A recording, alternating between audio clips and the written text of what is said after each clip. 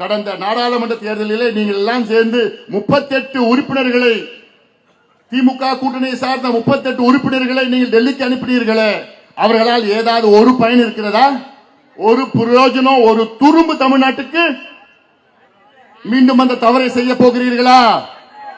நிச்சயமாக இல்லை, நிச்சயமாக இல்லை. 38 நாடாளுமன்ற உறுப்பினர் நினைத்து பாருங்கள். 38 பேர் நீங்க தான் அனுப்பிச்சிட்டீங்க டெல்லிக்கு. அவங்க போய் பெஞ்சை தேய்ச்சிட்டு இருக்கிறாங்க. ஒண்ணும் பண்ணல, ஒரு துருமும் பண்ணல. அது மட்டும் இல்ல, இந்த மாவட்டத்தில் இந்த தொகுதியை சார்ந்த திமுக நாடாளுமன்ற உறுப்பினர் பேர் யாருக்கா தெரியுமா? எனக்கு கூட தெரியல.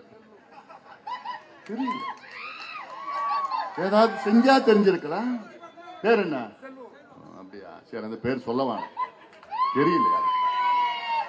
ஐயா மீது பாசம் மட்டுமில்ல, மிகுந்த மரியாதை வைத்திருக்கின்றார் யார்? நம்முடைய இந்திய பிரதமர், பாரத பிரதமர் மோடி அவர்கள்.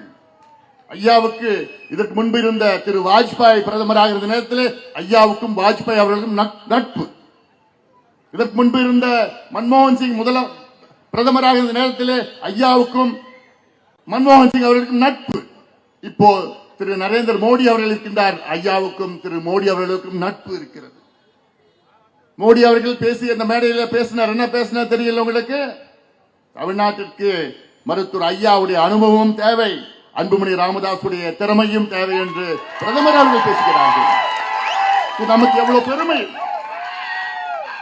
இதுதானே நமக்கு வேண்டும், இதுதானே நமக்கு வேண்டும். அதற்கு மட்டுமில்ல, பிரதமர் நரேந்திர மோடி அவர்கள் பேசுகிறார், இன்று தேசிய ஜனநாயக கூட்டணியிலே இந்தியாவிலேயே மூத்த தலைவர் மருத்துவர் ஐயா என்று பேசுகிறார்கள். இந்த நட்பை பயன்படுத்தி மருத்துவர் ஐயா அவர்கள் தமிழ்நாட்டில் உள்ள அத்துணை பிரச்சனைகளும் தீர்த்து வைப்பார். இது உறுதி, என்னால் உறுதி சொல்ல முடியும். ஐயா அப்படிப்பட்டவன்.